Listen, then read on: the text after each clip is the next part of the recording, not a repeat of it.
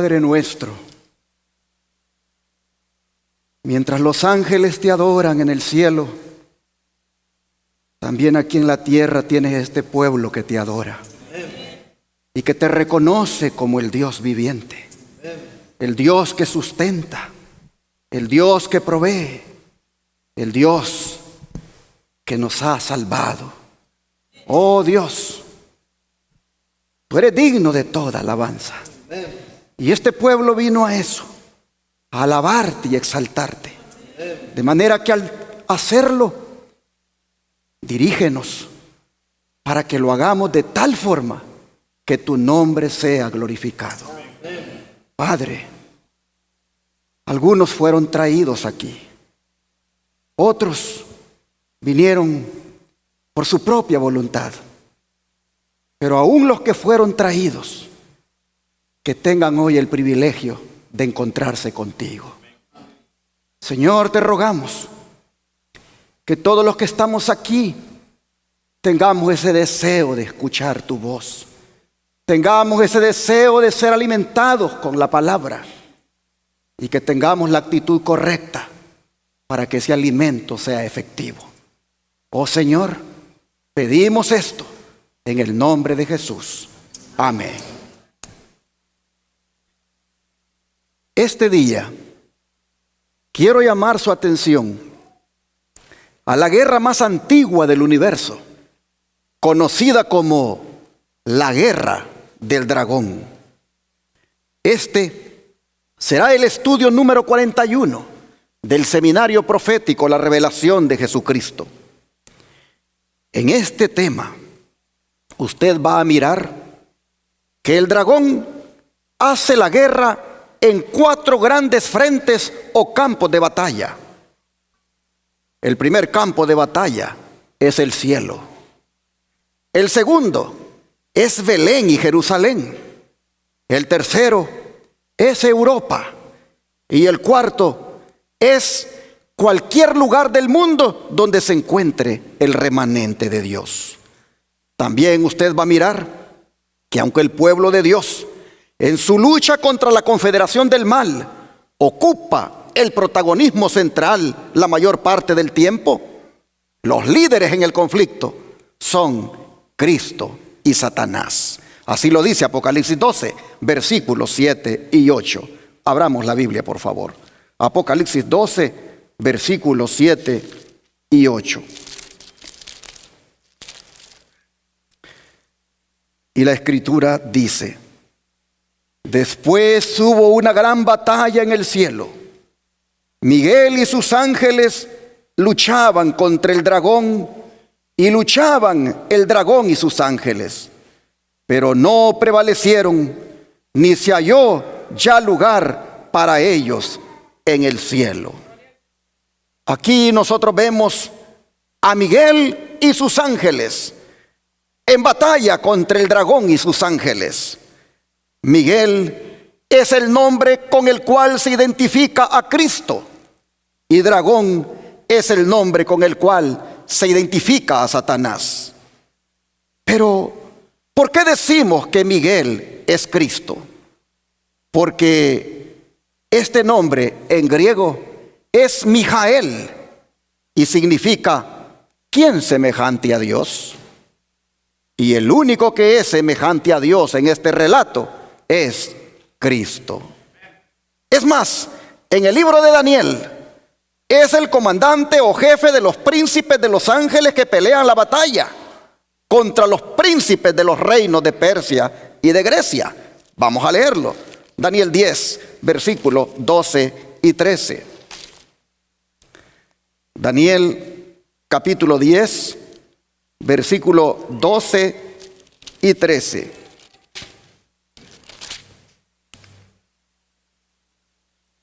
Entonces me dijo: Daniel, no temas, porque desde el primer día que dispusiste tu corazón a entender y a humillarte en la presencia de tu Dios, fueron oídas tus palabras, y a causa de tus palabras yo he venido.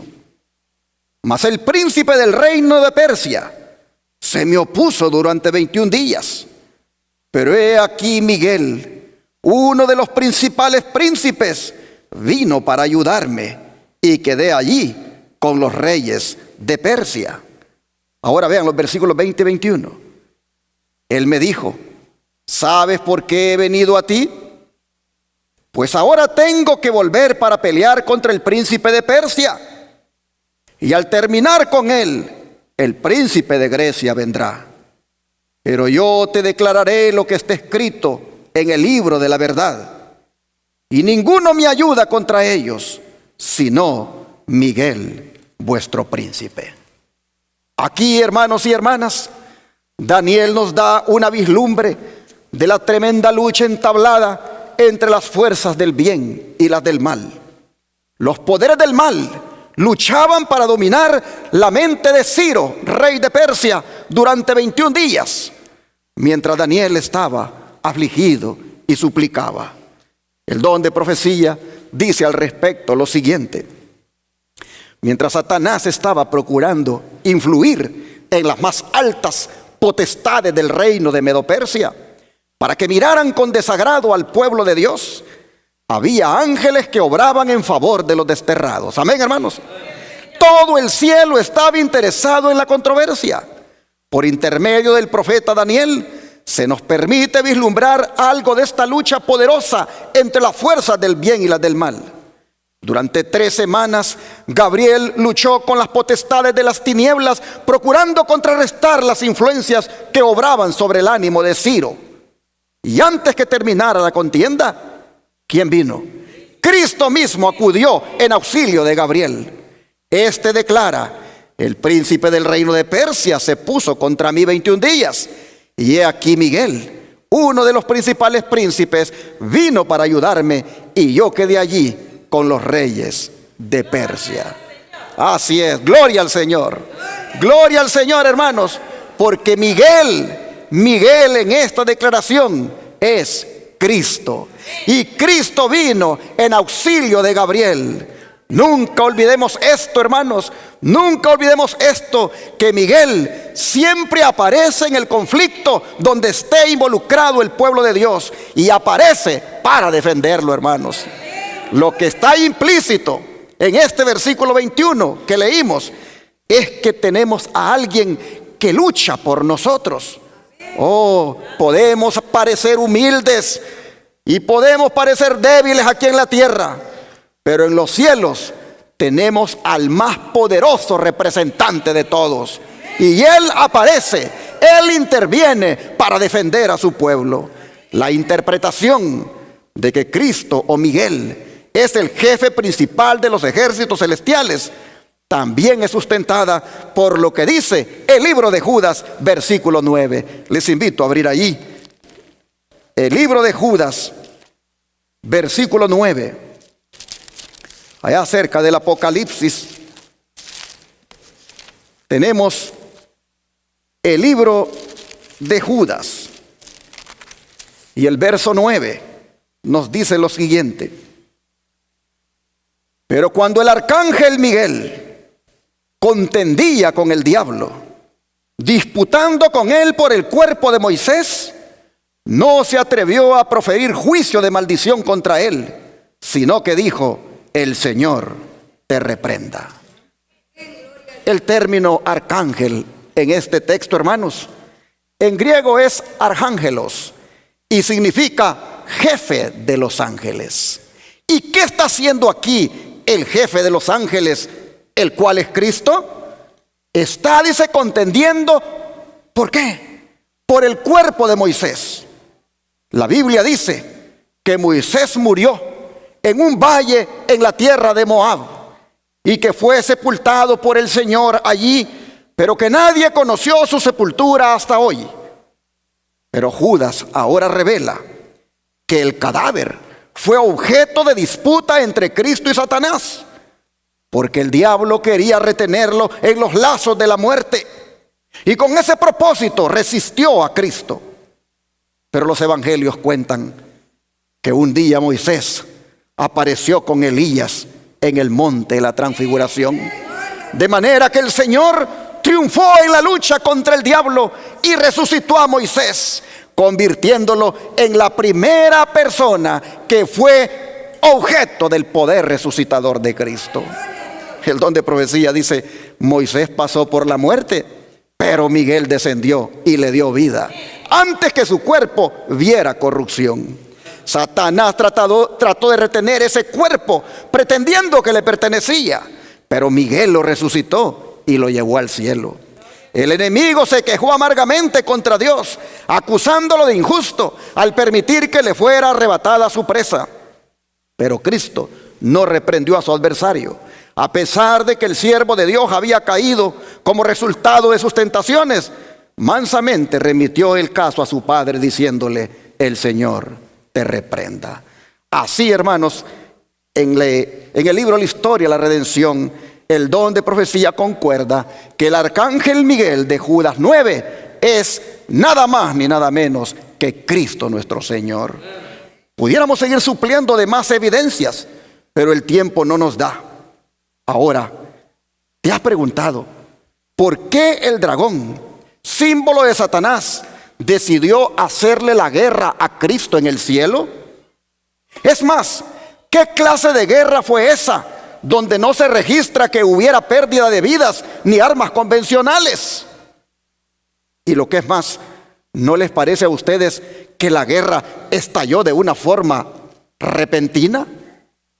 Apocalipsis no nos da ninguna causa o razón de la aparición de la guerra, pero el don de profecía sí. Dice: Satanás fue una vez un ángel a quien se honraba en el cielo, el que seguía en orden a Cristo. Su semblante, como el de otros ángeles, era benigno y denotaba felicidad. Su frente alta y espaciosa indicaba poderosa inteligencia. Su figura era perfecta y su porte noble y majestuoso. Pero cuando Dios dijo a su Hijo: hagamos al hombre a nuestra imagen, Satanás sintió celo de Jesús. Deseó que se le consultara acerca de la formación del hombre. Y porque esto no se hizo, se llenó de envidia, celos y odio. Deseó recibir los más altos honores después de Dios en el cielo. Primeros Escritos, página 145. Así que, hermanos y hermanas, el móvil de la guerra fueron los celos y la lucha por la supremacía por parte de Satanás. El que no se le consultara para crear al hombre lo llenó de envidia, celos y odio. Pero ¿por qué tenían que consultarle a él? ¿Acaso él era Dios? No lo era, pero pensaba que lo era. Así lo dice el profeta Ezequiel en el capítulo 28. Leamos ahí, por favor, Ezequiel capítulo 28. Ezequiel 28, verso 1 y 2 dice: vino a mí palabra de Jehová diciendo: hijo de hombre, di al príncipe de Tiro, así ha dicho Jehová el Señor, por cuanto se enalteció tu corazón y dijiste: yo soy un Dios, en el trono de Dios estoy sentado, en medio de los mares, siendo tú hombre y no Dios, y has puesto tu corazón como corazón de Dios. Aquí, hermanos, nosotros tenemos una figura de Satanás. Todos los intérpretes concuerdan que, si bien es cierto, existía una ciudad llamada Tiro, con un rey lleno de orgullo y arrogancia, aquí se habla del verdadero rey de Tiro, es decir, Satanás. ¿Por qué? Porque las declaraciones que están de los versículos 12 al 16 difícilmente se pueden aplicar a un rey literal de Tiro. Leamos esos versículos 12 al 16. Hijo de hombre, levanta endechas sobre el rey de Tiro y dile: así ha dicho Jehová el Señor, tú eras el sello de la perfección, lleno de sabiduría y acabado de hermosura. En Edén, en el huerto de Dios estuviste. De toda piedra preciosa era tu vestidura, de cornerina topacio, jaspe, crisólito, berilo y ónice, de zafiro, carbunclo, esmeralda y oro. Los primores de tus tamboriles y flautas estuvieron preparados para ti en el día de tu creación. Tú, querubín grande, protector, yo te puse en el santo monte de Dios. Allí estuviste, en medio de las piedras de fuego te paseabas. Perfecto eras en todos tus caminos, desde el día que fuiste creado hasta que se halló en ti maldad. A causa de la multitud de tus contrataciones, fuiste lleno de iniquidad y pecaste. Por lo que yo te eché del monte de Dios y te arrojé de entre las piedras del fuego, oh querubín protector. Hermanos, pareciera que Ezequiel, mientras contemplaba en visión el carácter y las actividades del rey de Tiro, la inspiración hizo que se levantara el velo entre lo visible y lo invisible para permitir que el profeta viera al ser invisible pero poderoso a quien servía el rey de Tiro, es decir, al diablo. Por esto mismo es que al profeta Isaías también se le permitió que viera más allá del rey literal de Babilonia. Vamos a Isaías capítulo 14, versículo 4. Isaías capítulo 14, versículo 4.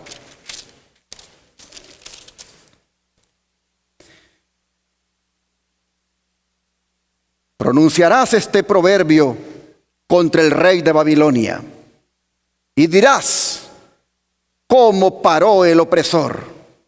¿Cómo acabó la ciudad codiciosa de oro? Pero ahora vean los versículos 12 al 16. ¿Cómo caíste del cielo, oh lucero, hijo de la mañana? Cortado fuiste por tierra, tú que debilitabas a las naciones. Tú que decías en tu corazón: subiré al cielo, en lo alto junto a las estrellas de Dios levantaré mi trono, y en el monte del testimonio me sentaré a los lados del norte. Sobre las alturas de las nubes subiré y seré semejante al Altísimo. Mas tú, derribado eres hasta el Seol, a los lados del abismo. Se inclinarán hacia ti los que te vean, te contemplarán diciendo: ¿es este aquel varón que hacía temblar la tierra, que trastornaba los reinos? Así, hermanos, vemos que el mismo carácter y política de Satanás, simbolizado en Ezequiel por el rey de Tiro, era lo mismo que practicaba el rey de Babilonia, y se lo hace ver el Señor al profeta Isaías. Isaías nos dice aquí que el lucero de la mañana, o Lucifer, como también se le conoce a Satanás, aspiraba a ser semejante a Dios en posición. Sí, quería el poder, quería la gloria, quería ser como Dios en todo lo que era el poder y la gloria, pero no en su carácter. Él deseaba para sí mismo el homenaje que la hueste angélica solo rendía a Dios. Y aunque no era más que un ser creado, él pretendía el honor que solo se le debe dar al Creador. En vez de procurar que Dios fuera supremo en el afecto de las huestes angélicas, buscó para sí mismo el primer lugar en el afecto de los ángeles. El don de profecía, comentando esto, dice: el pecado se originó en aquel que después de Cristo había sido el más honrado por Dios y que era el más exaltado en poder y en gloria entre los habitantes del cielo. Lucifer, el hijo de la mañana, era el principal de los querubines cubridores, santo e inmaculado. Estaba en la presencia del gran Creador y los incesantes rayos de gloria que envolvían al Dios eterno caían sobre él. Poco a poco Lucifer llegó a albergar el deseo de ensalzarse.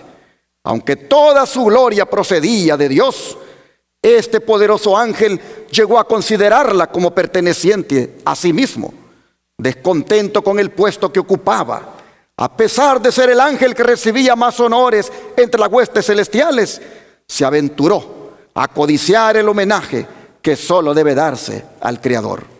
En vez de procurar el ensalzamiento de Dios como supremo en el afecto y la lealtad de todos los seres creados, trató de obtener para sí mismo el servicio y la lealtad de ellos. Y codiciando la gloria con que el Padre Infinito había investido a su Hijo, este príncipe de los ángeles aspiraba al poder que solo pertenecía a Cristo. Ahora la perfecta armonía del cielo estaba quebrantada. La disposición de Lucifer de servirse a sí mismo en vez de servir a su Creador despertó un sentimiento de honda aprensión cuando fue observada por quienes consideraban que la gloria de Dios debía ser suprema. Patriarcas y Profetas, página 13 a la 14. Noten ustedes, hermanos, todos los que miraban las pretensiones de Lucifer, todos los que veían sus sentimientos que expresaba, todos los que veían ahora su conducta, dice que sentían esa honda aprensión. Les daba mucha pena, mucho temor de que hubiera uno entre ellos que estuviera considerando que la gloria de Dios se la dieran a él. Entonces, hermanos, comenzó la guerra en el cielo. Pero no fue una guerra física, no fue una guerra con espadas, sino una guerra intelectual. Pues vean lo que hizo. Sigue diciendo el don de profecía. Él, Satanás, obtuvo simpatía de algunos de sus asociados al sugerir pensamientos de crítica tocante al gobierno de Dios. Esta mala semilla fue diseminada en manera muy seductora, y después que hubo dado fruto y se arraigó en la mente de muchos, él reunió las ideas que él mismo había implantado en las mentes de muchos y las trajo delante de la más alta orden de ángeles como los pensamientos de otras mentes contra el gobierno de Dios. Fue así como, mediante métodos ingeniosos de su propio diseño, Lucifer introdujo rebelión en el cielo. La influencia de la mente sobre la mente, un poder tan fuerte para el bien cuando está santificado, es igualmente fuerte para el mal en las manos de los que se oponen a Dios. Satanás usó este poder en su obra de inculcar el mal en las mentes de los ángeles, dando la apariencia de buscar el bien del universo. Como querubín ungido, Lucifer había sido altamente exaltado. Fue muy amado por los seres celestiales y su influencia sobre ellos fue fuerte. Muchos de ellos escucharon sus sugerencias y creyeron sus palabras. Así está escrito en Mente, Carácter y Personalidad, página 23. De manera, hermanos y hermanas, que así formó el enemigo su ejército para la guerra. No física, sino intelectual. Usando, dice, la influencia de la mente sobre la mente. Por eso, hermanos, debemos tener cuidado con nuestra mente, porque Él es experto en eso. Él vigila la mente descuidada y cuando mira que no está vigilada, se posesiona de ella y la controla. Nuestra única seguridad consiste en no darle lugar al mal. Hermanos y hermanas, si controló la mente de los ángeles que no usaban redes sociales ni celulares, ¿cuánto más puede controlar la mente de nosotros que sí usamos redes sociales y celulares? Cuidado con la mente, cuidado con lo que ponemos en la mente, ya sea oyendo, mirando o leyendo. Cuidado con la mente. ¿Y qué arma usó el enemigo en la guerra? No usó espadas. La guerra fue intelectual. La guerra fue mental. Pero la arma que usó, Jesús nos lo dice en Juan 8:44. Vea qué arma. Juan 8, versículo 44.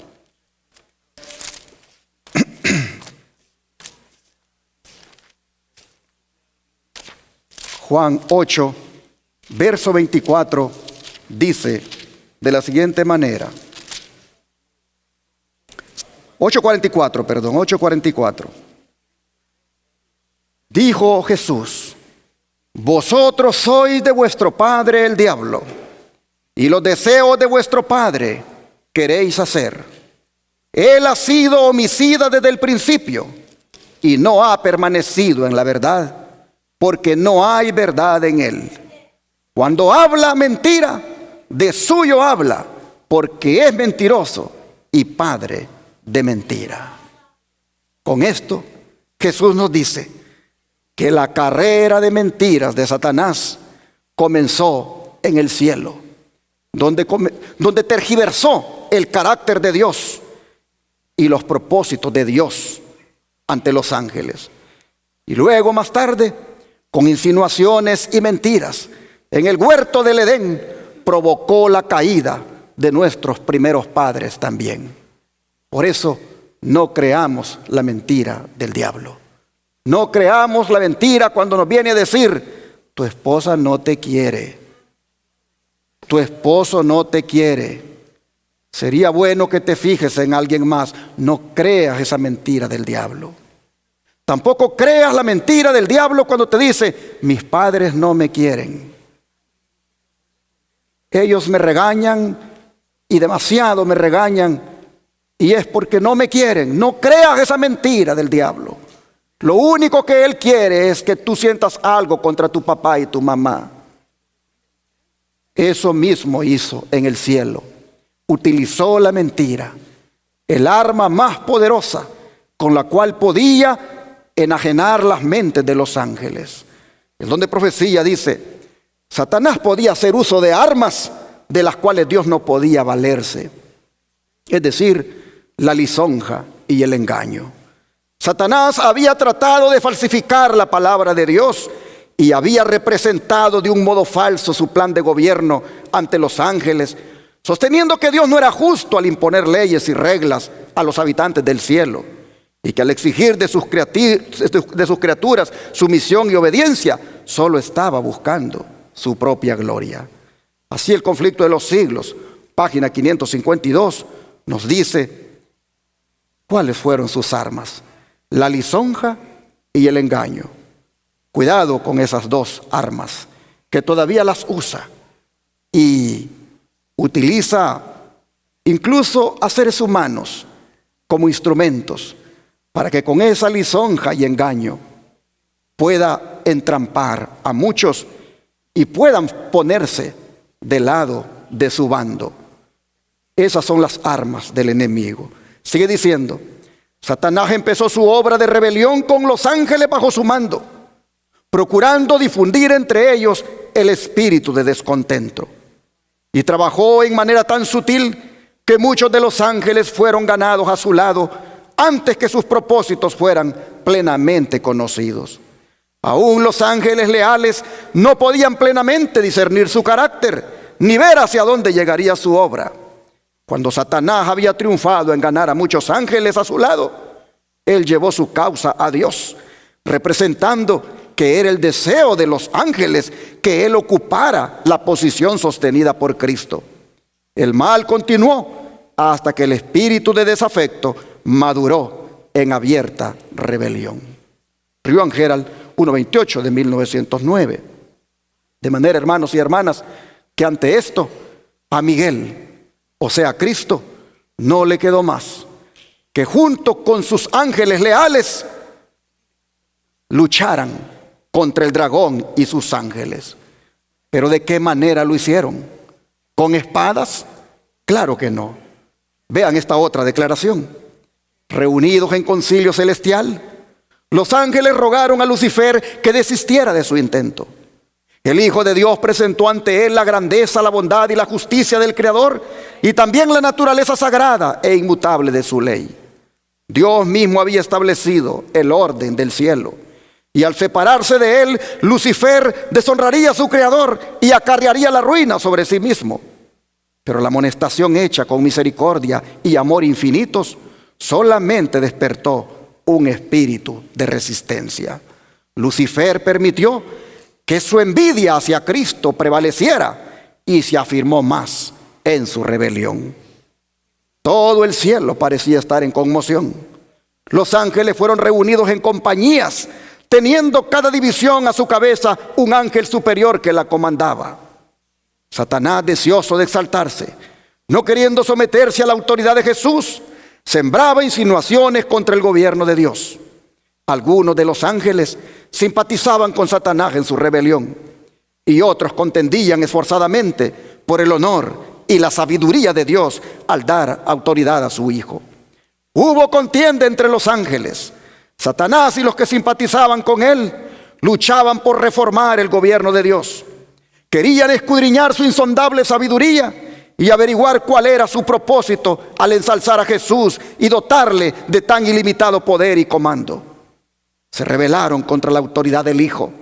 Toda la hueste celestial fue convocada para que compareciera ante el Padre a fin de que se decidiera cada caso.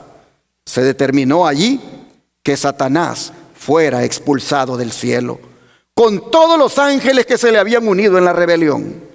Hubo entonces guerra en el cielo. Los ángeles se desempeñaron en batalla.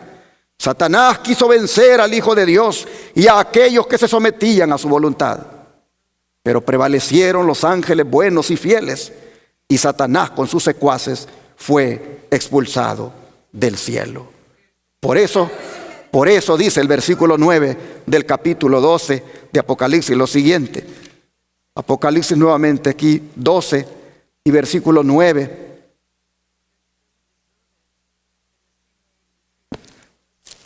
Apocalipsis 12, verso 9. Y fue lanzado fuera el gran dragón, la serpiente antigua que se llama Diablo y Satanás, el cual engaña al mundo entero. Fue arrojado a la tierra y sus ángeles fueron arrojados con él. Hermanos, me gusta este versículo. Me gusta porque en 3 ocasiones se nos dice que Satanás fue echado del cielo. Dice, fue lanzado fuera, fue arrojado a la tierra y sus ángeles fueron arrojados con él. ¿Sabes cuál es el mensaje que nos da esto? El mensaje que nos da es que el dragón ha sido derrotado. El dragón es un enemigo vencido. Pero su odio hacia Jesús fue tan grande que cuando Él vino a este mundo para salvar a la raza humana, le declaró la guerra tan pronto como nació, haciendo de Belén y Jerusalén su segundo campo de batalla. Pero también allí lo venció Jesús. Con su muerte en la cruz, Jesús lo derrotó. Unos días antes de que eso ocurriera, vean lo que dijo Jesús en el Evangelio de Juan capítulo 12, versículo 31. Juan 12, verso 31.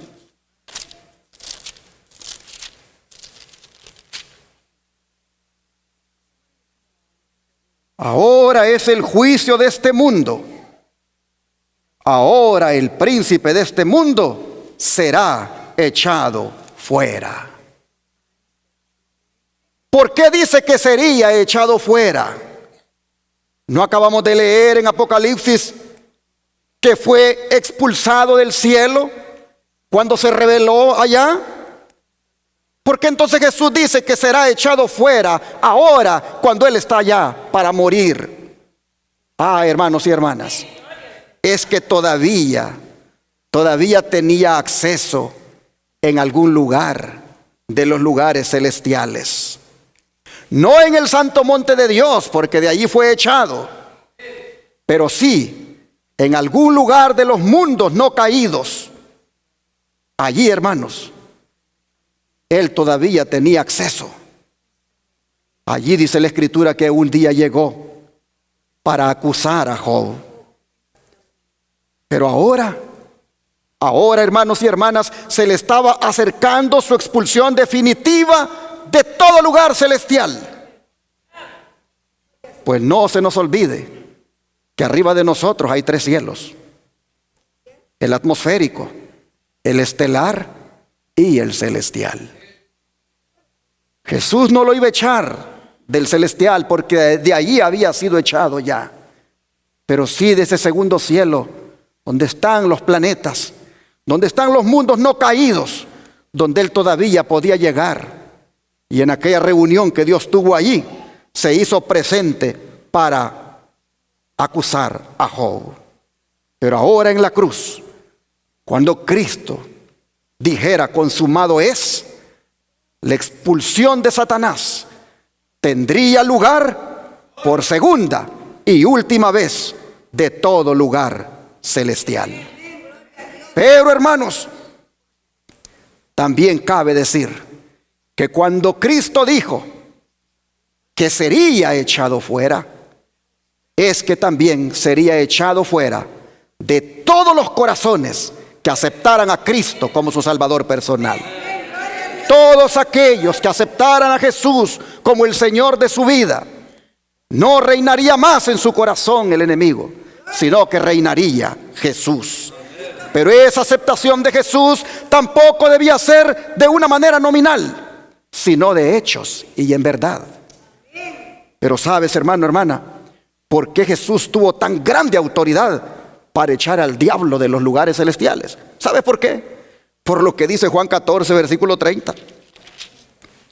Juan 14, versículo 30.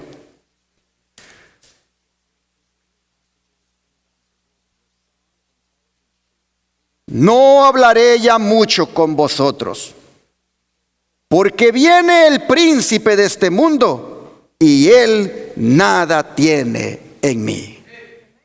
Oh, hermanos, lo que está diciendo el Señor aquí es: el diablo no tiene poder sobre mí.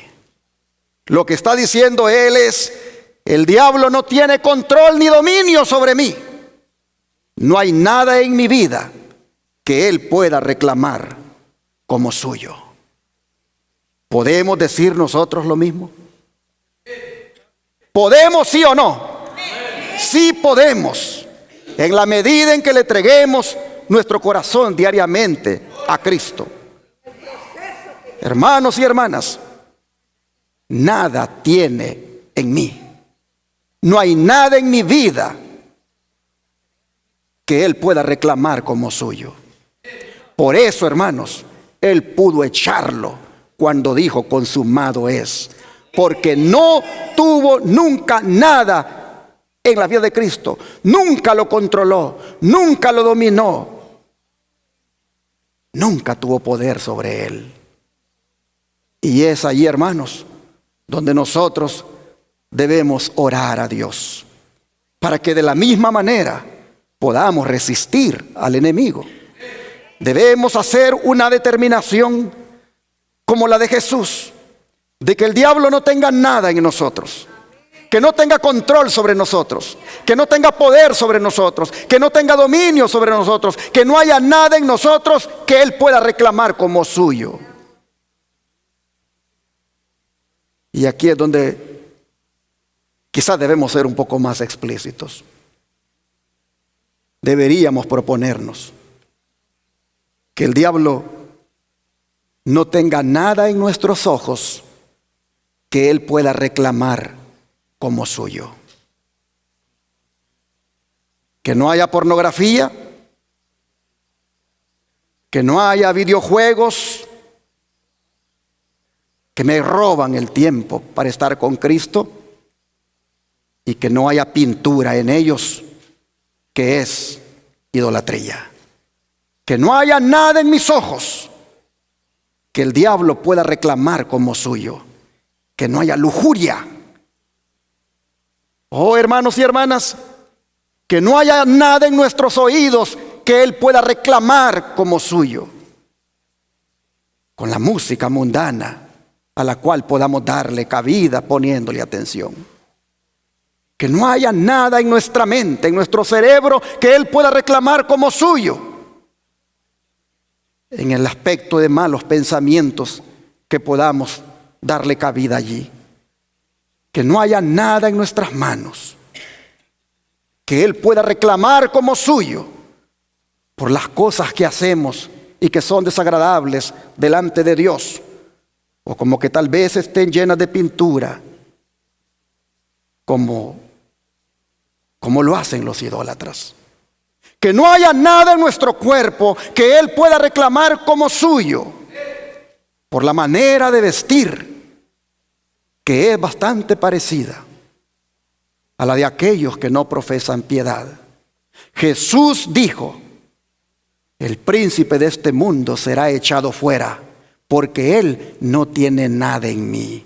Yo lo he echado de mi vida, yo lo he echado de todo mi ser, y por eso en la cruz lo voy a echar fuera, aún de los lugares celestiales que todavía él frecuenta. Oh, hermanos y hermanas, propongámonos nosotros como Jesús, que el diablo no tenga nada en nosotros. Es decir, echémoslo de nosotros, echémoslo de nuestra mirada, echémoslo de nuestro oído, echémoslo de nuestra boca, de nuestra mente, de nuestro ser, echémoslo de nosotros, hermanos. Jesús echó al diablo del cielo, pero también quiere que lo echemos de nuestros corazones. Es necesario que lo entendamos, oh hermanos, pero no deja de ser relevante el grito de triunfo en el cielo cuando el diablo fue echado por segunda vez. Volvamos a Apocalipsis 12, versículos 10 y 11. Apocalipsis 12, versículos 10 y 11.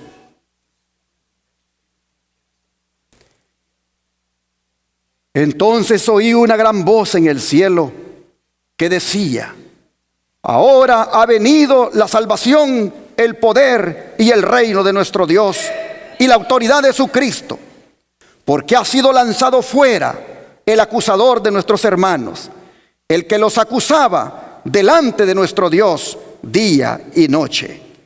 Y ellos le han vencido por medio de la sangre del Cordero y de la palabra del testimonio de ellos, y menospreciaron sus vidas hasta la muerte. Hermanos y hermanas, los ángeles celebran que la salvación ha sido provista, que la paga del pecado ha sido pagada y que Satanás ha sido echado fuera. Y que hoy los hermanos, hoy los creyentes vencen por la sangre del Cordero. ¿A quién vencen? A Satanás. Vencen a Satanás en sus vidas, vencen a Satanás en relación al pecado, lo vencen por la sangre del Cordero.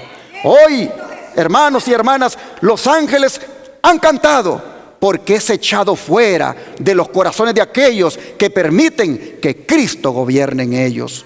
Oh, mis hermanos, el don de profecía dice así: Cristo inclinó la cabeza y murió, pero mantuvo firme su fe y su sumisión a Dios.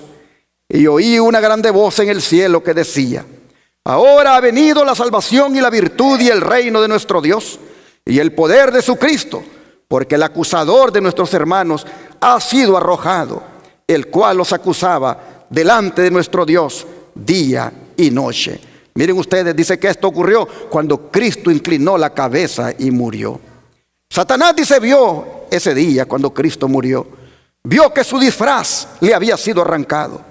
Su administración quedaba desenmascarada delante de los ángeles que no habían caído y delante del universo celestial. Se había revelado como homicida. Al derramar la sangre del Hijo de Dios, había perdido la simpatía de los seres celestiales. Y desde entonces su obra sería restringida.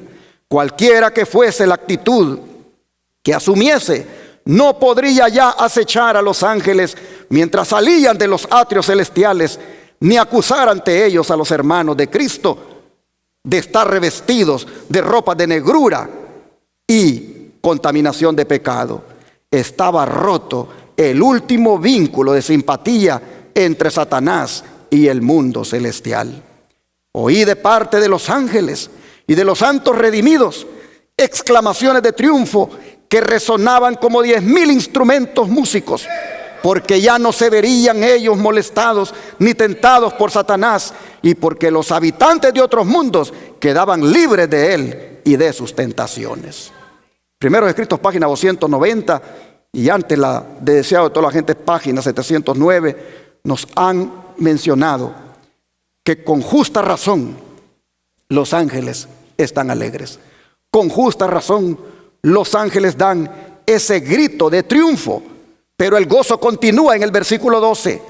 Apocalipsis 12:12 dice: por lo cual, alegraos cielos y los que moráis en ellos. Ay de los moradores de la tierra y del mar, porque el diablo ha descendido a vosotros con gran ira, sabiendo que tiene poco tiempo. Hermanos y hermanas, había regocijo en el cielo, porque los ángeles y los habitantes de otros mundos sabían que Satanás estaba condenado por la victoria de Cristo en el Calvario. Pero hay un ay aquí, y ese ay es para la iglesia que todavía enfrentaría la guerra que el dragón le declararía. El diablo, airado por su derrota, en vez de sentir remordimiento y pesar por el mal, se sumerge más profundamente en la iniquidad y sigue adelante con una malignidad intensificada y renovada en sus esfuerzos por perseguir a la iglesia del Dios viviente. Y esto hizo, hermanos, de Europa su tercer campo de batalla. Al perseguir a la iglesia de los valdenses en Italia, a los hugonotes en Francia, y así a otros millones de cristianos a lo largo de 1260 años, como lo vimos en el estudio anterior. Pero nuevamente fue derrotado, porque Dios le dio sus alas de águila a la iglesia para que huyera al desierto, donde fue sustentada y librada de la furia del dragón. Solo que, como sabe que le queda poco tiempo, emprende su último ataque contra el remanente de la iglesia. Pues vean el versículo 17 lo que dice ahora: entonces el dragón se llenó de ira contra la mujer y se fue a hacer guerra contra el resto de la descendencia de ella, los que guardan los mandamientos de Dios y tienen el testimonio de Jesucristo. Así, hermanos, nosotros vemos el cuarto campo de batalla, es decir, todo lugar donde el remanente esté, donde el remanente de la iglesia exista. He llamado remanente porque la mayoría de la iglesia ha apostatado. Pero vean cómo es identificado el remanente: como que guarda, ¿qué cosa? Los mandamientos. Oh, el hecho de que el remanente sea identificado de esta manera, ¿qué nos dice? Nos dice, hermanos, que los mandamientos de Dios estarán especialmente en pugna, en la lucha entre el dragón y la iglesia. El dragón ha procurado cambiar el cuarto de esos mandamientos. Y es porque los santos están guardando todos los mandamientos de Dios que el dragón les hace la guerra. En este cuarto campo de batalla, él está enfrascado en esta hora, pero todavía no ha sacado toda su artimaña y toda su maldad. Y sin embargo, ya está buscando hacer la vida imposible del remanente que guarda los mandamientos de Dios. El don de profecía dice que en este texto que hemos leído de Apocalipsis 12:17, vemos que no es la verdadera iglesia de Dios la que hace guerra contra los que guardan los mandamientos de Dios y tienen el testimonio de Cristo Jesús. Más bien, dice, es el pueblo que anula la ley, que se ubica del lado del dragón y persigue a quienes vindican los preceptos de Dios. Science of the Time del 4/22/1889. ¿Quién es, hermanos y hermanas? El que se pone del lado del dragón. ¿Quién es esta iglesia que hace la guerra al remanente? Dice que es el pueblo que anula la ley. Este no es otro que el que dirige la Roma papal. Él está utilizando diferentes tácticas, las mismas que usó en la Edad Media, las mismas que usó cuando Satanás hizo de Europa el campo de batalla y lo usó como instrumento. Las mismas estrategias ha de usar en el tiempo del fin en contra del remanente que guarda los mandamientos de Dios. Este es el líder que anula la ley de Dios, y este es el que ha inculcado al mundo entero el anulamiento de la ley de Dios al sustituir el mandamiento del sábado, cuarto mandamiento de la ley de Dios, e introducir un día de reposo falso como es el domingo. ¿Y cuáles serán las tácticas que el don de profecía dice que utilizará al hacerle la guerra al remanente? Dice: los que honran el sábado de la Biblia serán denunciados como enemigos de la ley y del orden, como quebrantadores de las restricciones morales de la sociedad, y por lo tanto causantes de anarquía y corrupción, que atraen sobre la tierra los altos juicios de Dios. Sus escrúpulos de conciencia serán presentados como obstinación, terquedad y rebeldía contra la autoridad. Serán acusados de deslealtad hacia el gobierno. Los ministros que niegan la obligación de observar la ley divina predicarán desde el púlpito que hay que obedecer a las autoridades civiles porque fueron instituidas por Dios. En las asambleas legislativas y en los tribunales se calumniará y condenará a los que guardan los mandamientos. Se falsearán sus palabras y se atribuirán a sus móviles las peores intenciones. A medida que las iglesias protestantes rechacen los argumentos claros de la Biblia en defensa de la ley de Dios, desearán imponer silencio a aquellos cuya fe no puedan rebatir con la Biblia. Aunque se nieguen a verlo, el hecho es que están asumiendo actualmente una actitud que dará por resultado la persecución de los que se niegan en conciencia a hacer lo que el resto del mundo cristiano está haciendo y a reconocer los acertos hechos en favor del día de reposo papal, el día domingo. Los dignatarios de la iglesia y del Estado se unirán para hacer que todos honren el domingo, y para ello apelarán al cohecho, a la persuasión o a la fuerza. La falta de autoridad divina se suplirá con ordenanzas abrumadoras. La corrupción política está destruyendo el amor a la justicia y el respeto a la verdad. Y hasta en los Estados Unidos de la libre América se verá a los representantes del pueblo y a los legisladores tratar de asegurarse el favor público, doblegándose a las exigencias populares por una ley que imponga la observancia del domingo.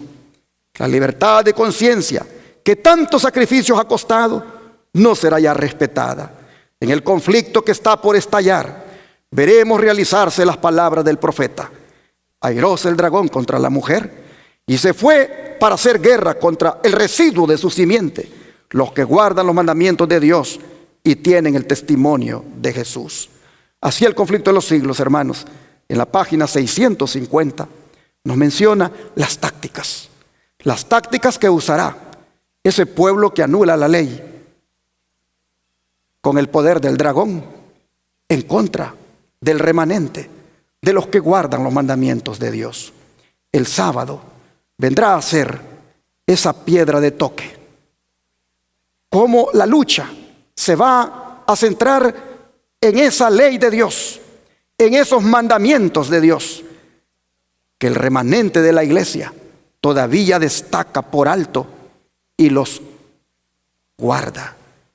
Sigue diciendo el don de profecía que aquí se encuentra en esa manera de levantar los 10 mandamientos, se encuentra la línea de distinción entre los que adoran a Dios y los que adoran a la bestia y reciben su marca. El gran conflicto gira en torno a los mandamientos de Dios y los requerimientos de la bestia. Es por los santos estar guardando todos los 10 de los mandamientos que el dragón les hace la guerra. Si bajaran la norma y se dieran las peculiaridades de su fe, el dragón quedaría tranquilizado. Pero ellos excitan su ira porque se han atrevido a levantar el estandarte y desplegar su bandera en oposición al mundo protestante que se encuentra adorando la institución del papado el día domingo. Testimonios, tomo 1, página 223. Así que, hermanos y hermanas, por desplegar la bandera del sábado es que el remanente es perseguido por el dragón y su agente. Esta bandera se encuentra en el mensaje de los 3 ángeles, la bandera del día de reposo, la bandera del sello de Dios, la bandera del sábado, la bandera, hermanos, de la santa ley de Dios. Está en ese mensaje angélico que se predica. Esta bandera, hermanos y hermanas, es la que el dragón quiere derribar. Y mientras sean dados al mundo estos mensajes, el dragón la emprenderá contra los heraldos de dicho mensaje. Hace un momento leímos que el dragón sabe que le queda poco tiempo y está acelerando sus movimientos para que todo esté servido y atacar al remanente. Recién en la COP28 que acaba de terminar, todos los líderes mundiales se alinearon con la agenda papal. Todos acordaron que los combustibles fósiles se deben eliminar. Pero antes, todos han oído que deben proceder a una conversión. No a una conversión a Cristo y su ley, sino a una conversión ecológica, en la cual va incluido que se guarde el domingo como un día en el cual la naturaleza sea restaurada. Si todos se convierten a esa conversión ecológica, valga la redundancia, por lo menos cada domingo la naturaleza no será contaminada. Oh, hermanos y hermanas, nosotros miramos que los movimientos y la agenda va alineándose para emprender la guerra contra el remanente. El dragón hará la guerra, hemos leído, contra los que guardan los mandamientos de Dios y tienen el testimonio de Jesucristo. Pero ¿saben qué? La Biblia nos dice que otra vez el dragón va a ser derrotado. ¿Por qué? Porque Daniel capítulo 12, verso 1 nos dice lo siguiente. Daniel 12, verso 1. Daniel 12, verso 1. Dice así la palabra: en aquel tiempo se levantará, ¿quién, hermanos? Miguel, el gran príncipe que está de parte de los hijos de tu pueblo. Y será tiempo de angustia, cual nunca fue desde que hubo gente hasta entonces.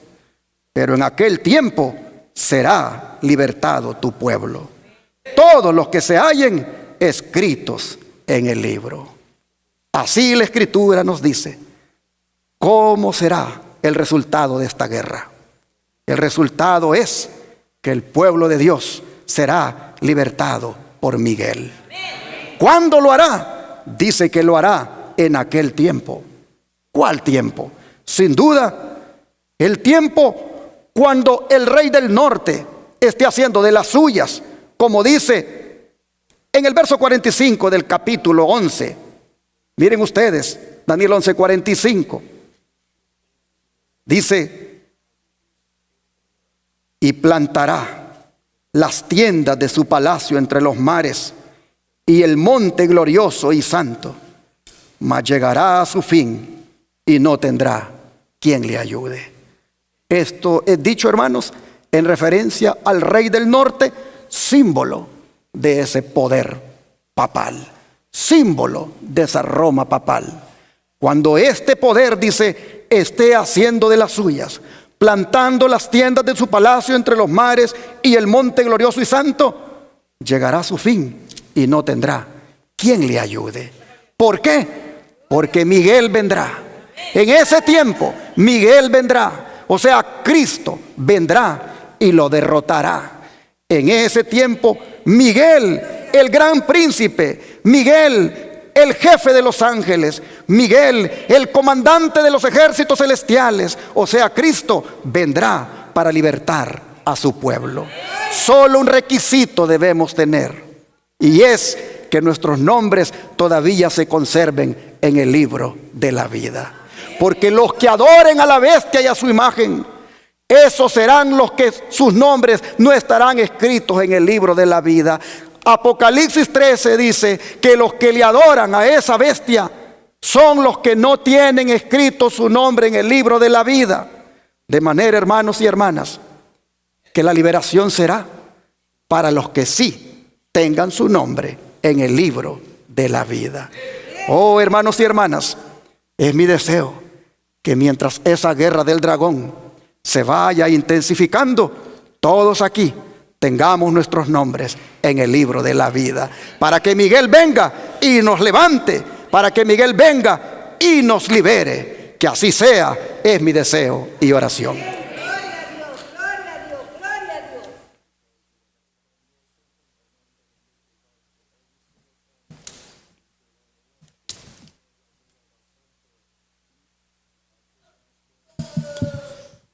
Ahora, hermanos, puestos de pie, entonaremos el himno 378.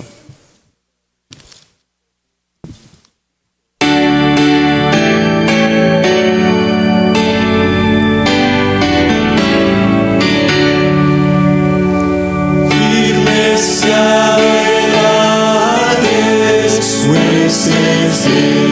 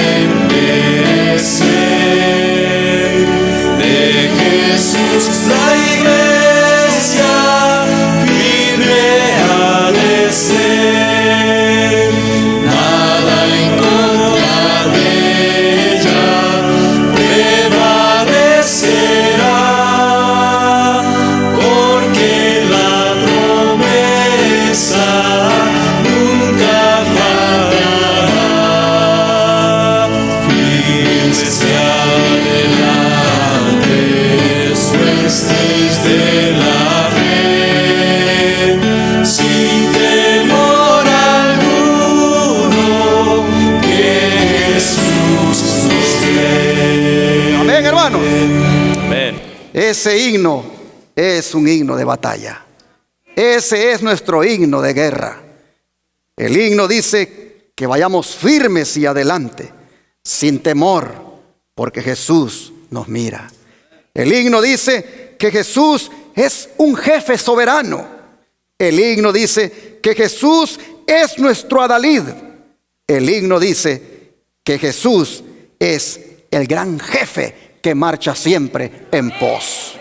Así que ante la guerra que se ha de volver encarnizada en contra del remanente, no olvidemos siempre lo que este himno dice, que nuestro soberano jefe, que nuestro jefe supremo, que nuestro adalid, Él irá delante de nosotros. Solamente entreguémonos a Él cada día, solamente rindámonos, solamente hagamos un compromiso serio de no claudicar, de no darle la espalda, de no negarlo, sino más bien confesarlo delante de los hombres. Vamos a orar, ¿qué les parece?